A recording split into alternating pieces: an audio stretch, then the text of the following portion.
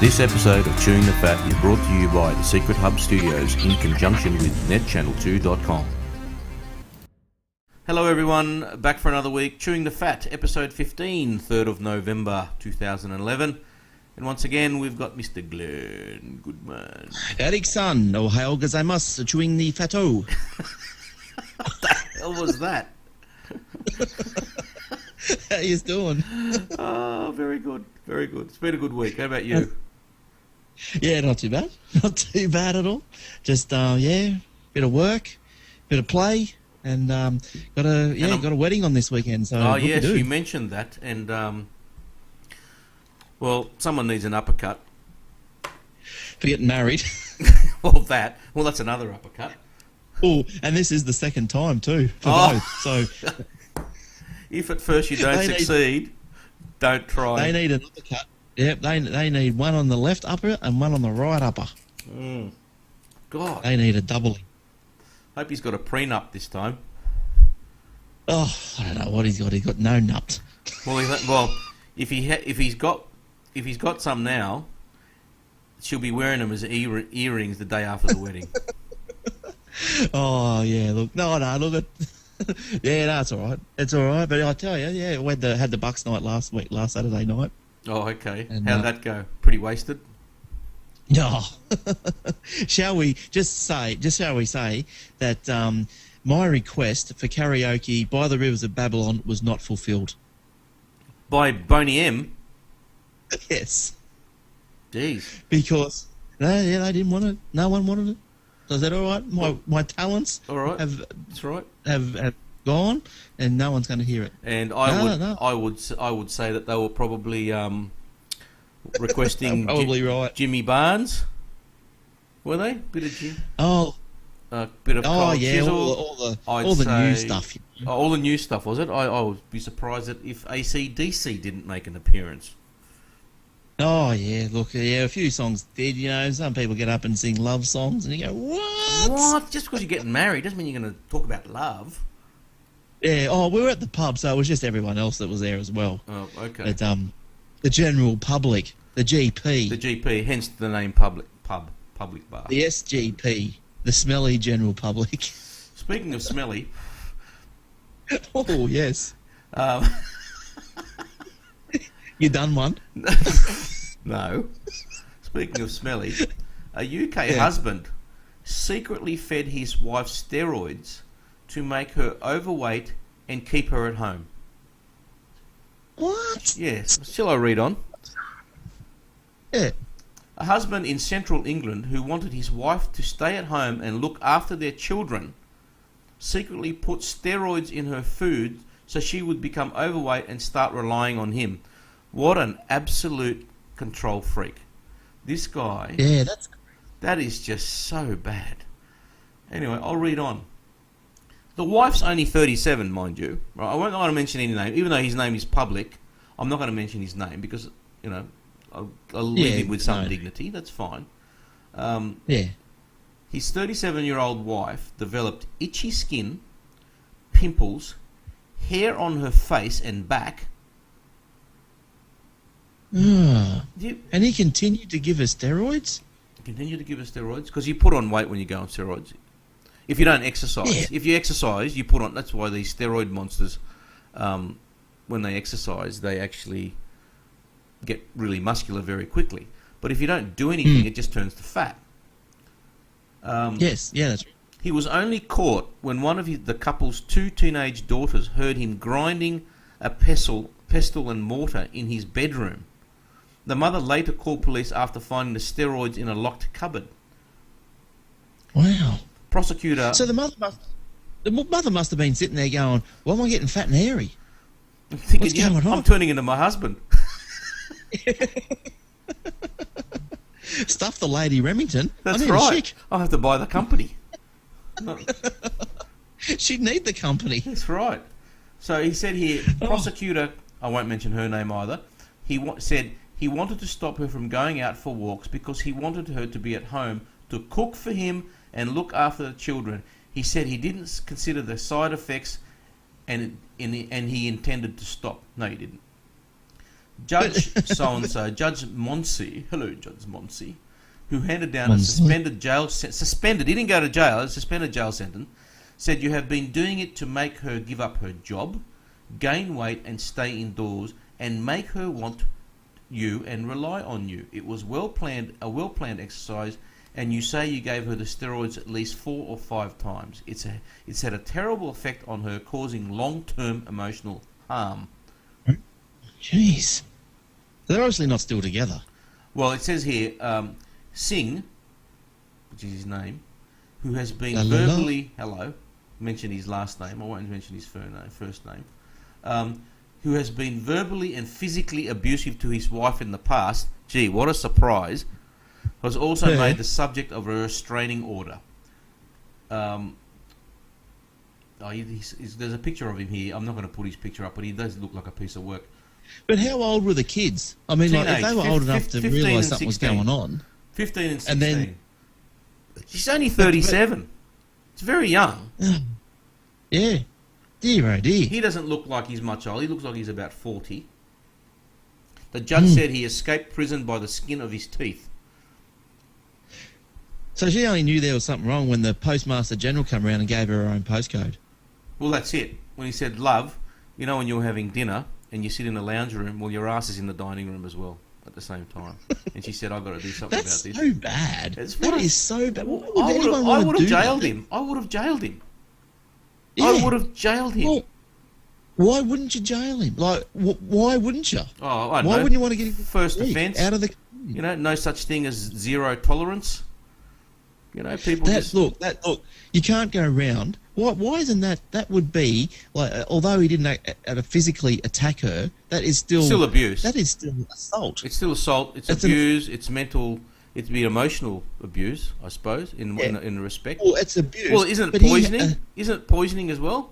Wouldn't that be? Yeah. Wouldn't that fall under? Yeah, he assaulted her, like her immune system, her being. Yeah. Her body, assaulted her body from the inside. That's a disgrace. He should be in the can. All right. Now, speaking of fat asses, should have them cut off. Julia Gillard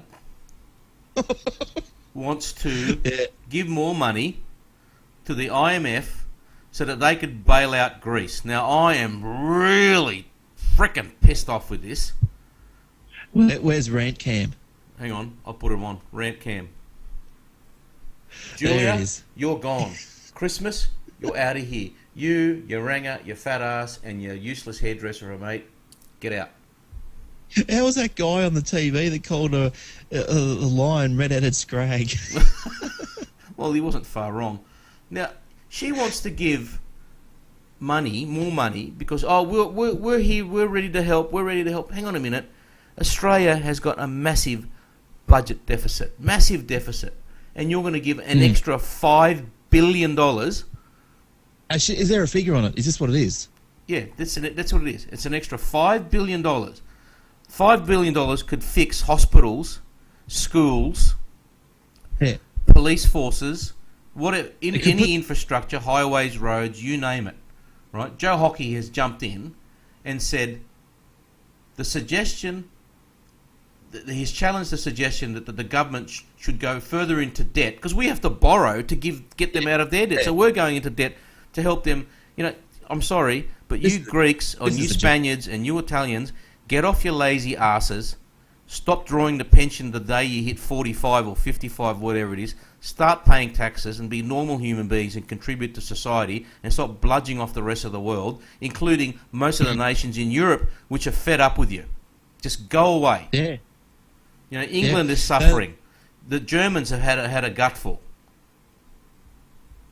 Particularly the Germans, apparently. And just going back to England, England's not even going to be putting any money into it. No, that's right. And they're in the EU and everything. That's right. Like they've gone. Well, they're not. They're not part of the Eurozone, but they are in the EU, I think. To me, this is this is not a logical. I don't understand. Well, this is what happens, mate, when you've got the world's best treasurer running the country. Hey, what a joke! I could probably come up with the argument that they've got, and it would be you got to help out your friends, no or bullshit. you got to help out your neighbours. You got to help. We already out, do. Otherwise, we're all going to suffer. We already do. You know what? You can only help those, and most people are of this view, I believe. We only help those that help themselves. Now, if they're not willing to do their bit, why should we take on the whole load? And not just us, but every other country that they've got their cap in hand out, saying help, help, help. Yeah. No, listen up. If you don't want to, they're voting against the austerity measures. You know what the austerity measures are, right? They've been put forward to Greece saying, look, you've got to pay taxes, because they don't pay tax. Corruption is rife in Greece. They don't pay enough taxes. They don't want to cut back on their bullshit. They don't want to cut back on their social security and their socialist handouts and all this sort of stuff. And if you don't want to help yourself, don't expect us to help you. And by the way, that's exactly where Australia's going right now. With all the social security handouts and the debt that we're in, everyone's sitting in our ass, drawing pensions and not paying taxes. Sorry. Yeah, that's right. That's right. Now, if anyone's just actually had enough of all that, there's a show on. This is a little bit off the track. I'll get back on, I promise. But look, I saw a show on SBS, 10 o'clock on a Monday night, called Howzos. Right. Have a look at that one. It's pretty funny. Right. It's a comedy. It's pretty funny. But so what? You leave school at 18. Yep. And say you work till you're 65. Yep. How many years are you in the workforce? Oh, let's call it 50. Do you know how many years you have to be in the workforce in Greece to get a full pension? Tell me. 35. See, that's ridiculous. So 35. So that would be, I could get, if I was in Greece, how old do I have to be? I'm going to have to do this calculate because I can't talk and calculate at the same time. So 18 plus 35. 53. 53. So I haven't got too long to go. You can just sit on your ass, drink coffee, smoke cigarettes, sit at a cafe shop, do a coffee shop, and just do nothing. Don't pay taxes, do cash in hand jobs, and don't contribute to the economy, and expect the whole world to look after you. That's sorry, but this is where Australia's going. You know, the massive social security handouts. That's what happens when you vote for a socialist government. They have no financial management skills whatsoever. They think that it's a bottomless pit and you can just print money and everything will be okay. But not just I just want to clarify that I don't think that we're I know we're not pounding on the whole. We know that there's people out there that do need the social security. We know that. We understand that. I agree that. I'm not talking about those people. Yeah, but we're talking about the wanky little payments. You know, like what goes on out there? Oh, my child has asthma. Oh, okay, here's $110 a fortnight. You know what? Like, are you kidding me? Yeah, just things like that. Bad asthma. You convince the doctor that it's bad enough, and there you go. Bad asthma, 110 a fortnight, with a health card. Oh, so, God! See, that's ridiculous. You know, that's for the people that are needy. I understand that. You know, for a lot of people, treating an asthmatic child, especially a young child, they need a lot of treatment when they're younger. I understand that. It's just unaffordable. Got no problem with any of that. But anyway, it's the ones that rot the system. So anyway, he's gone on to say, Joe Hockey said the opposition had no problem with additional support for the IMF, but when it's directly linked to the Eurozone crisis at the moment, we would have grave concerns that Australian taxpayers would be seen to bailing out the largest economy in the world, which is the Eurozone. He said, well, the Europeans have to fix their own house, and the Prime Minister and Treasurer have been right to say that previously. But now to go in there and start offering more debt-funded cash because this government is running a large deficit, so the Australian government would need to borrow more money. Billion. You know, an extra $5 billion. They're already giving $5 billion a year to the IMF. Do you believe that? They're already giving $5 billion a year, right? And they don't want to double. They want to increase it by 100%. I would like to know by what percent. If everyone else that contributes to the IMF doubles their contribution, then I've got no issue with it. But I guarantee you, no one that contributes to the IMF is as stupid and as ridiculous as Wayne Swan and Julia Gillard. I think the US probably contributes maybe, let's take a guess, 50 billion a year because they're a much bigger economy. I guarantee you they're not contributing 100 billion for this. Guarantee it. No. No way. No way. Because they've got their own problems just like we have. And it would be all relative. Like they would be the US would be giving away a percentage of their GDP if you want to look at it like that, and so are we. So right. by doubling what we give, you could essentially say that we're doubling our percentage. That's right. And so when you look at the US model, they're not going to be doubling their percentage. No. And by the way, don't forget that we're going to give the IMF more money in the form of a carbon tax if that comes in. They're already going to get more money out of us. And with one of the lowest emitters of carbon in the whole world, and we are going to fund the IMF like nobody's business. China, the United States, India pollute the place more than we do, and they are not contributing diddly. Because we've got a smart-ass treasurer and a smart-ass bloody socialist, communist, atheist cow of a bloody prime minister. Go away, piss off. You know what's happened? The greatest treasure in the world award, I bet you the person that had the final say was a Greek. Yeah, who voted for that? Yeah, no, you're right. It's a payoff. We'll give you the award if you give us some money. Yeah. You know, we'll stroke your ego if you stroke our coffers. Wayne Swan, you're an idiot. Swanee, you're an idiot. Go away. When you do get into the work, when you do work for more than 35 years, your proportion of wages that you get as a pension is 80%. What?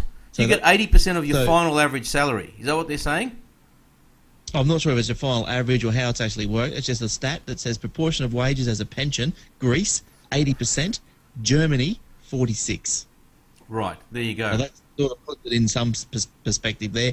Number of pension payments a year, Greece, 14, Germany, 12. Right, get this. And there's a lot of stats like that. But get this. The Greeks, even if you leave Greece and you've been living in another country for 20 years, like Australia, they still pay you the pension. No wonder they're broke.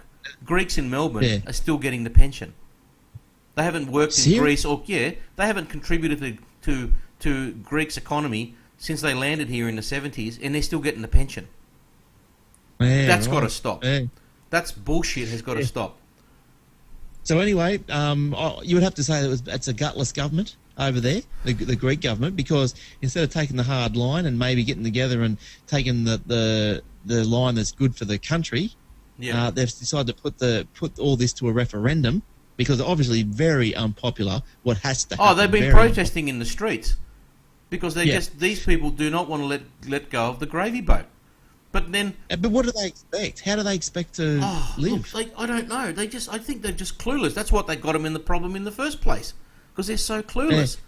You know, and everybody around the world is saying, look, you can't go to a referendum. You've got to make a decision now, because you are going to default on your loans, and it's GFC Mark II, and guarantee it's going to be worse than the first one. Yeah. So anyway, the referendum, there's 4 options. Raise taxes, unpopular. Of course. Cut public spending, unpopular. Borrow money from EU neighbours. The neighbours are willing to hand over the money, but only on a condition of further austerity. Unpopular. This, the Greeks also is find unpopular. So basically what they're saying is we'll take your money, but we're not going to change our lifestyle. We're not going to change how we live, but we'll take your money. In other words, we'll never be able to pay it back. If we don't raise more taxes, we'll never pay it back. Well, they've got to, because that'll be the deal. And number 4, default outright. This will result probably more painful austerity. Cut off from the financial markets. The Greek will have to balance the budget overnight. They may also need to rescue the banks, a capital-intensive process. Leaving the euro might also involve a rescue of the corporate sector, which would find its revenues devalued drachma. And its debts in euros. Yeah, that's right. So anyway, although there is it says this little article here, although there is a risk that voters will reject option 3, which was borrow money from EU neighbours, it may be that politicians will use fear of option 4, which was the default, to pull the opinion around. If the Greeks designed their own menu, one would guess that it would be for the EU to lend them the money without imposing austerity conditions. Yeah. That's not going to happen. It's not going to happen. It doesn't happen. No. But it says the Germans have to satisfy their own voters. In other words, the German voters aren't going to vote. They're not going to, going to go to the people and go, okay, we're going to take a referendum whether we should give the Greeks any money, and they're going to say, well, under what conditions? If they say, well, no conditions, the Greeks aren't changing. So, well, we're not giving them any money.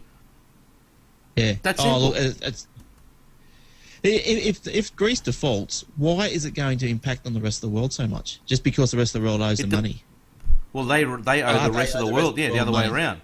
They owe the rest of the world money. Now, if they cut them off completely from financial markets, that might soften the blow slightly, maybe not too much. There's going to be an effect. There's always a snowballing effect on these things. But because the debt's going to be wiped, surely. Well, if they wipe, then suddenly the banks have got outstanding bad debts that they have to wipe. So, okay, let's go one step at a time. Let's assume the Greek government they borrow money from banks, right, and other governments. So let's assume that they've got 100 million exposure to Westpac. They go to option 4, they default outright. That money's never getting paid back. Westpac takes a $100 million hit on its bottom line. What happens when that happens? The share price drops. When the share price drops, everyone sells. When everyone sells, the psychology of the market means then more people would sell. Then it has this snowball effect that they think, if one bank's got exposure to Greece, maybe the other banks too. Suddenly all of the investors are selling stocks in the banks, and not just retail investors, mum and dad shareholders in Australia, but institutional investors and international investors will start dumping stocks too. Right? So for example, banks in America or institutions own shares in Australian banks. So they start dumping stocks in Australian banks. But in America, they'll read that as, why are you dumping stock? You've got exposure to an Australian bank. We're going to dump your stock now. So suddenly Citibank gets dumped. And it goes round and round and round and round and round, only because these lazy Greek bastards won't get off their arse, stop drinking coffee and pulling the pension when they're 53. Piss off. Yeah. Things need to change. Right, I've had my rant. I fucking hate this. And it all started because hockey mentioned it and pulled it and noticed that the old sneaky Gillard wanted to put in another $5 billion. Thank you, Joe, for bloody noticing that. Yeah, that's crazy. Now, how are we going for time? We've got 8 minutes.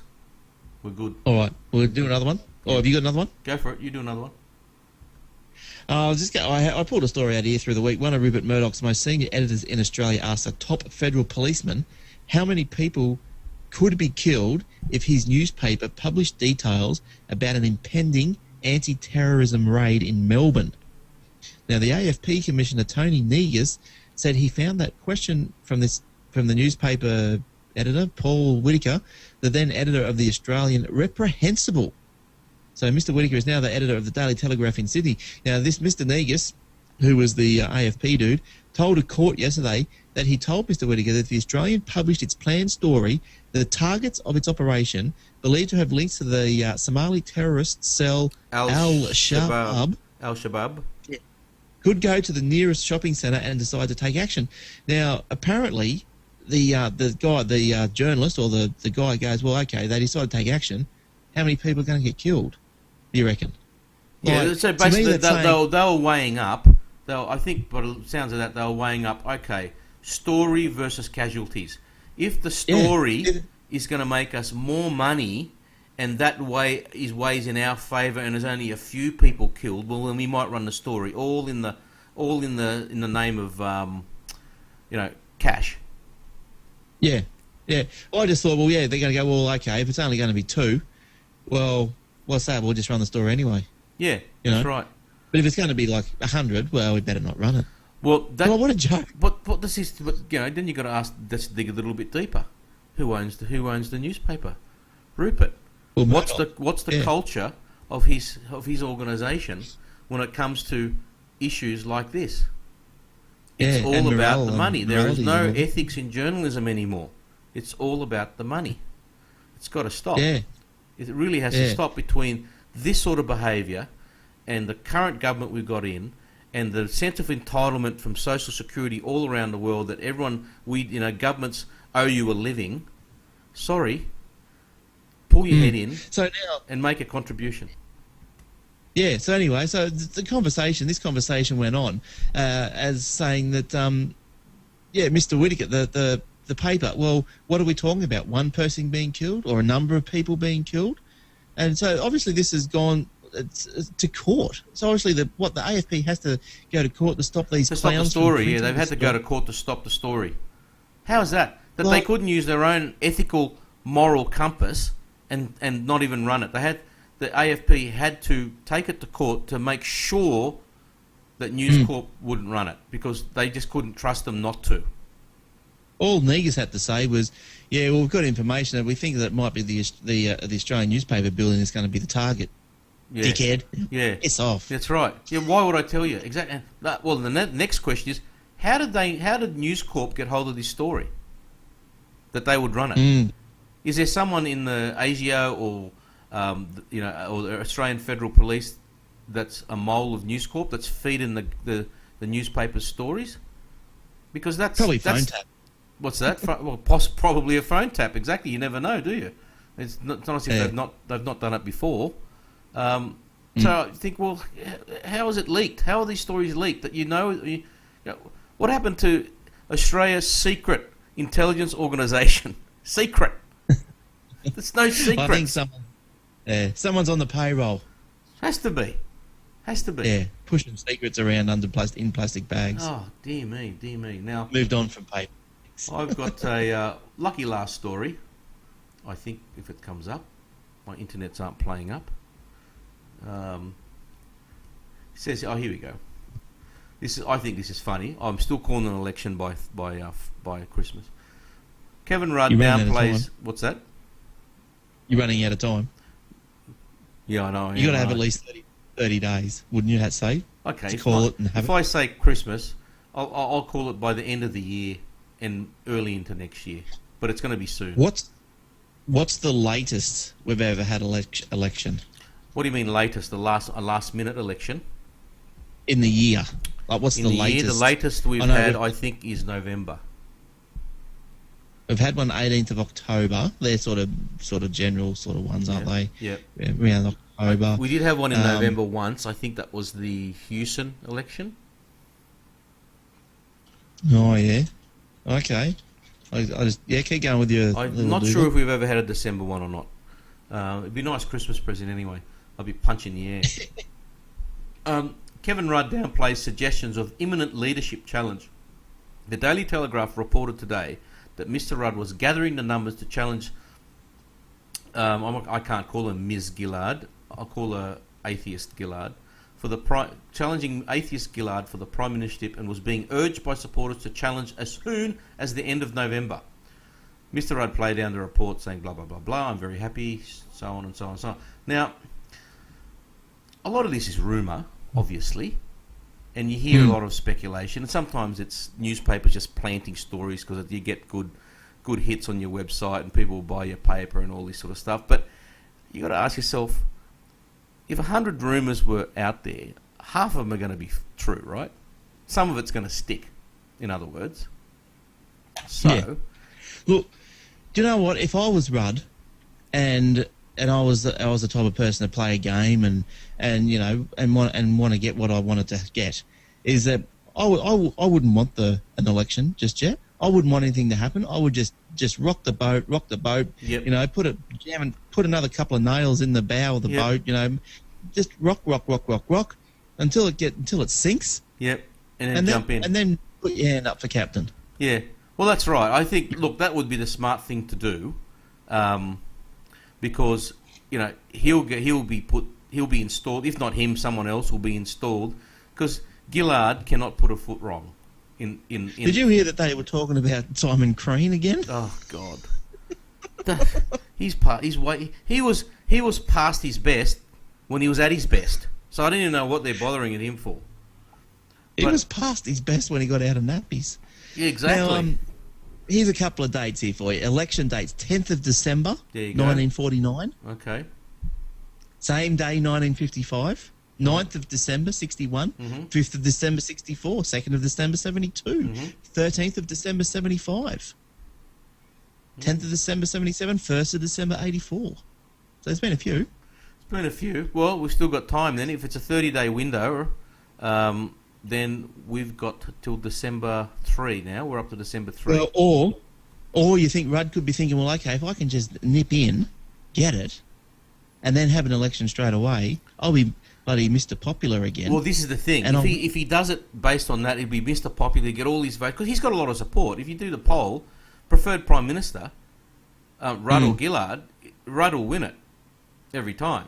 Yeah. So if he did it that way, it's true. But I have another theory. I have a theory, and I could be wrong because it's just a theory, that Gillard will suspect that he's about to challenge, or she'll know he's about to challenge because he'll tell her that I'm going to challenge you if you don't step down, and I'm going to call a caucus meeting or whatever they call it.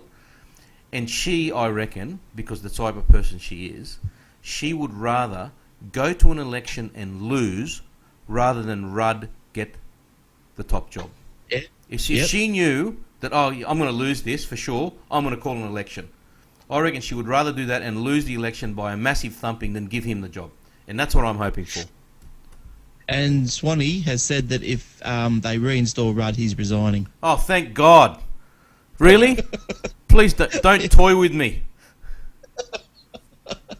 I'm not. He said if Rudd is reinstalled, maybe not elected, but like reinstalled, as in if he kicks Julia out, well then he's gone too. He's going to resign. Well, didn't he say? Well, it's funny though. Wayne Swan is full of shit. I know what you get. Yeah. When Rudd was Prime Minister, I support Kevin Rudd 100%. I'm his loyal deputy. Blah blah blah blah blah. Stabs him in the back. Puts Julia in. Yeah. I support Miss Gillard 100%. I'm her loyal deputy. Blah blah blah blah blah. He's just looking after himself. He is the most insincere, fake, worst treasurer in the world, dickwad. Yeah. He's not going anywhere. He wants his pension. He wants his Greek pension. Yeah, but how's all the hoopla about Tony Abbott must have him on the run, eh? Because why are they carrying on about what did Tony Abbott know about the Qantas, the Qantas lockout and all this sort of stuff? It's called diverting. It's called diverting attention from yourself so people don't start looking at you. Oh, she handled that. That was abysmal. We should have talked about that, but that was abysmal. The fact that she knew that this guy wanted to speak to her and did nothing. So the whole thing, that whole thing's a bloody joke as well. But apparently it turns out they're saying that the government's saying that Tony talked or colluded or whatever, but he knew that Qantas was going to do the lockout. Before it actually happened. So, what was it, blah, blah, blah, bad Tony, poor Tony, bad light and all this sort of stuff. And Tony's going, no, I didn't know. Geez, come off the grass. Any blind Freddy could have seen it was going to happen, Exactly. Strikes every 5 minutes, the blah, blah, blah. The papers were talking about it all week. That's just saying, if it goes like this, this is what's going to happen. If it goes this way, Qantas have only got these options to take. All the analysts were saying, these are the options, and one of those options was shutting down. So has this issue... Has the government relented on this issue now? I think they've sort of let it go a bit, haven't they? Because I think what actually happened... Hey? I think they tried to divert the attention elsewhere. Yeah, because I think what had actually happened is they're gunning for Tony, but I think I'm not sure how he actually did it, but suffice to say, as he's done as much as he's brought 2 airplane tickets in and went, there you go, there's 2 Qantas tickets I had on the bloody day of the strike. Yeah. The dumb thing. Yeah. So how? I was booked on one of those flights. Yeah. So I couldn't. Me go. and my daughter were on one of those. Yeah. Look. This is just typical. How do we get the attention away from us? How do we make it look like it was their fault? This is typical. It wasn't us. It was them. The whole finger pointing. They never take responsibility. That is their problem. They never take, and that's why they keep making the same mistakes. No responsibility. It's a joke. Hideous. I'm glad you only do this once a week, Eric. Oh, no, it'd anger me if I did this every day. But I tell you what, if a radio station wants to hire me to do this every day, I'd be happy to. Alan Jones, the Erik Franco comments. That's right, comments. They wouldn't be able to shut me up. Yeah. All right. Where we at? Thank you, everyone, for listening to episode 15, Chewing the Fat. Yes. 3rd of 11. Another very political one again. Yeah, unfortunately, but we had a couple of steroid ones in there as well, so that's all right. That's right. A couple of hairy ones. That's right, a couple of hairy stories. There you go. So, good night, everyone. Thanks very much. And we've had some downloads this week from the United States. Thank you, guys. Cool. Thank you very much. Don't blame us about the government. That's right. Please. You guys got your own problems, so sorry This about that. episode of Chewing So, the Fat is anyway, brought to you by good night Super all. Pump Thank you for Studios, listening, and we'll Junction, see you net next channel week. 2.com. Bye-bye. Bye-bye.